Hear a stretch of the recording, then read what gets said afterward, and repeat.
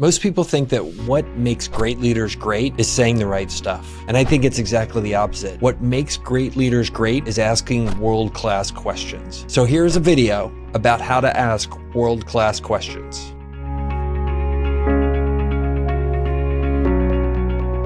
If you want to be a great leader, you don't say better things than the next person, and you don't make smarter insights. What you actually do as a great leader is you ask better questions than everybody else. So here, I've spent 20 years thinking about how to ask better questions, and here's all the things I've learned. But first, let's think about it. Why do great questions matter so much? Well, it turns out that your learning and you're getting into the heart of the matter is done best through great questions. You can't just guess at what's going on in the facts of the situation. You have to truly ask the people around you what's going on and dig into those questions and really get to the heart of the matter to then be able to have great insights and make great decisions. So here's the first thing that I like to do. Ask the question like I'm 5. So what asking like a 5-year-old does and asking seemingly childish questions does is allow you, a leader, to directly test the assumptions of those people around you. If they're making a bet based on some assumption that they've made that just isn't true, then you know you can find it by asking it like you're 5 years old. When you identify these critical beliefs that might be wrong, then you can figure out, oh, here's what's really going to get us in trouble, because it's not the things that you think might be wrong, it's the things that you think are certain that turn out to be not true at all. So my favorite example of this asking like it's 5 is famous physicist Richard Feynman. He was asked to come in and figure out what had gone wrong with the Challenger disaster when it exploded back in the 1980s. Well, he knew a lot about physics, but he didn't know much about space travel, and he knew very little about space shuttles. He went in and asked very basic fundamental questions about how things worked and what could possibly cause things to go wrong. And by questioning these engineers who were experts, like he was somebody who was new, he got to the heart of the matter and discovered how things had gone horribly wrong. And that way, they knew that those things wouldn't happen again in the future. Idea number 2, start with the other person's emotion. What you want to do is think about, how do you want the other person to feel when they hear your question? Then you form questions to try to head that direction. If you say, show me how to do this, that makes employees think that they're being tested or doubted. But you can get to the same place with better emotion by asking an employee to teach you how to do something. That makes them feel like they're an expert, they're valued, and that you trust what they're doing. You want to think about how your question is going to make the other person feel, and then phrase it appropriately to get them to where you want them to be. So another technique to ask world-class questions, you have to actively listen. Most people, when they ask questions, are just thinking about what they're going to ask next. They don't slow down,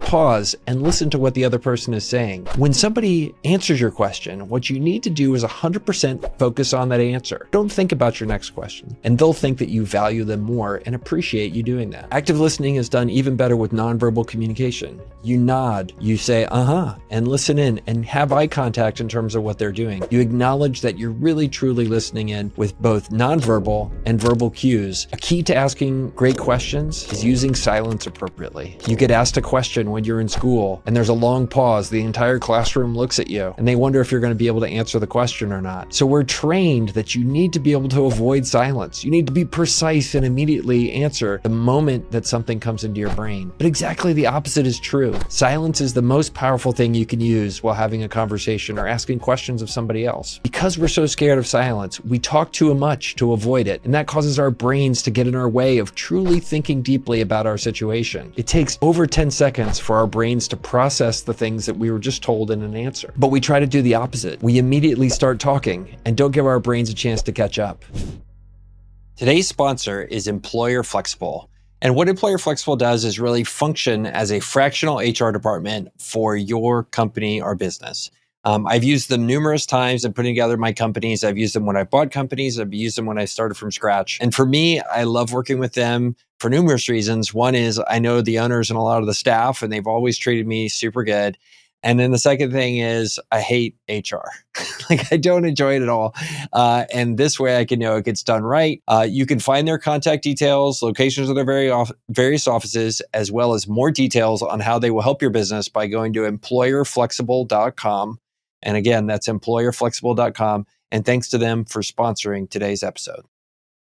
Here's the thing with asking great questions. Simple and simply worded questions beat complex. The easier you can make your question for the other person to understand, the better they're going to do in terms of answering it and getting more to the point that you're trying to reach. If you use complex words that are hard to understand, you're going to set your whole conversation back and delay getting to the eventual place you want to be, which is the right answer. So keep your questions simple. Avoid complex words. Be direct and ask exactly what you're looking for. If you're going to ask great questions, you need to read the room. What is each person's motivation and what are they trying to accomplish? Where do they see themselves in the hierarchy and the social relationships going on inside of your organization? So if you're able to read the room, you can tailor your questions to understand what's going on. Consider the person you're talking to. Before asking the question, consider for each person, is this the right time and place for me to ask that question? What's the context going on here? Is the other person going to potentially be nervous or scared that I asked them this question? How could this potentially go wrong? Could it turn them off or make them think that I don't like them? Those are all things that you need to consider, understanding the entire social dynamic, the context of asking your questions, and then enabling the right answer to come through by asking the right question at the right time in the right place. It's all about achieving things through questions. And if you ask at the wrong time or the wrong place, that can get you in a ton of trouble or just waste your time, neither of which is good. So let's say you're in an employee one-on-one and you want that conversation to flow. You maybe don't know or a problem, or the other person hasn't been comfortable enough yet to share with you. So that's when open-ended questions, they can really be powerful to maybe find things that you don't know about yet. At the other end of the spectrum, you can direct a conversation particularly to where you want it. You can ask close-ended questions, which are very specific. You can say, what is the status of XYZ project? How are things going with your relationship with another coworker? Those are things that are very specific, and you can dig into those using specific questions. Avoid throwaway questions. You're at a restaurant, you finished the meal, it wasn't that good. The manager walks over, they're clearly very much in a hurry, and they say, everything was great, and they pick up your plate. What do we all do in that situation? Well, the reality is telling the person the service kind of sucked and the food was all right, but it wasn't that great, it's gonna create a bunch of hassle for you. They're gonna try to make it right, they're gonna be very apologetic, it's gonna waste a bunch of your time. So we all naturally see throwaway questions like that, and we think,